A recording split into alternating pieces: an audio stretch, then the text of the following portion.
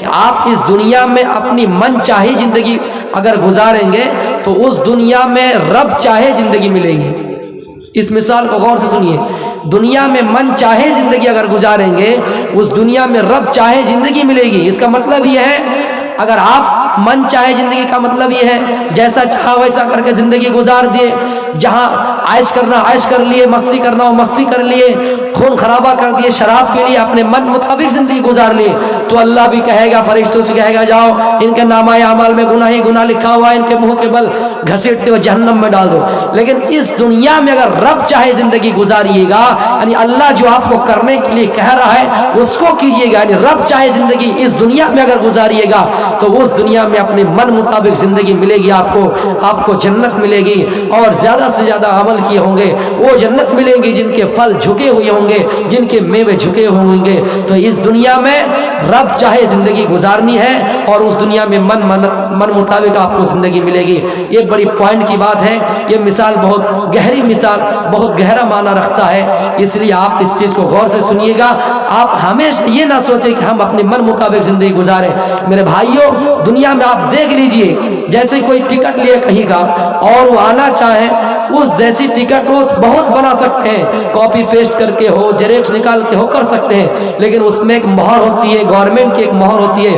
اسی طرح اس دنیا میں بھی کوئی اعمال کریں گے، اس میں اگر جناب محمد رسول اللہ کی مہر ہے تو ہی آپ کا اعمال قابل قبول ہے، تو ہی وہ آپ کا اعمال قبول ہوگا، آپ کو نیکی ملے گی، آپ جنت کے حقدار ہوں گے۔ ورنہ آپ یہ کہیں گے کہ اس میں مہر ہو یا نہ ہو ہمیں کرنے سے مطلب ہے، تو ویسے بھی ایک پاگل بھی زندگی گزارتا ہے۔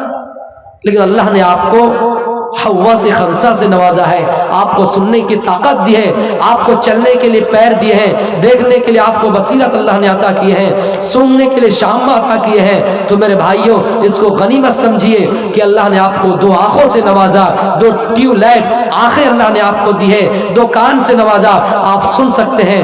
تو اس زمانے میں لوگ غلامی زندگی گزار کر بھی اللہ کی عبادت کرتے تھے اور اللہ کو مانا کرتے تھے۔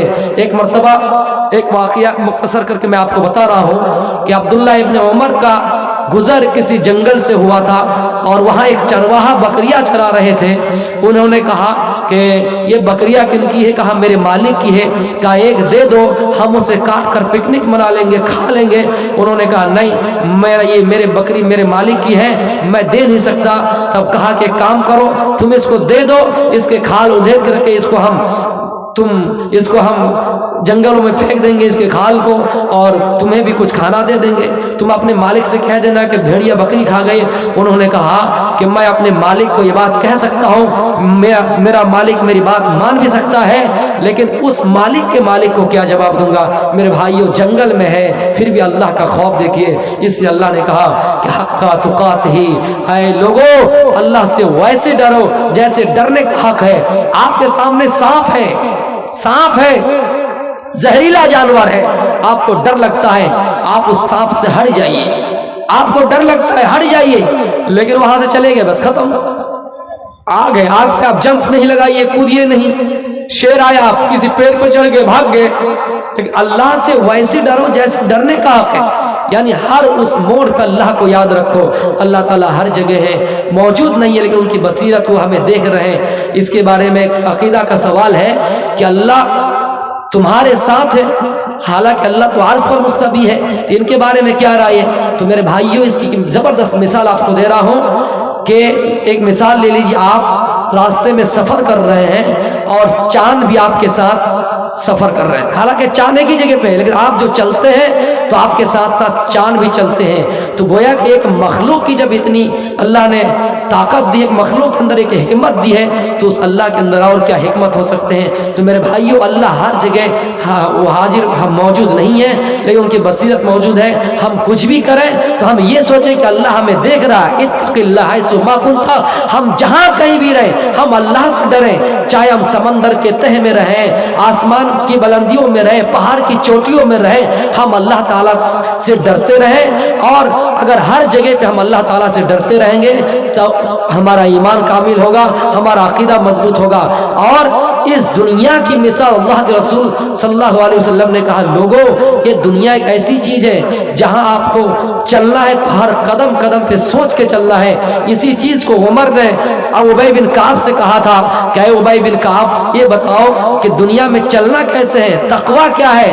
تو ابی بن کعب نے کہا تھا کہ اگر مان کے چلیے راستہ جنگل ہے اور آپ کو اس میں چلنا ضروری ہے, کٹھیار جانا ضروری ہے اور وہ جنگل ہی جنگل راستہ ہے, کیسے چلیے گا؟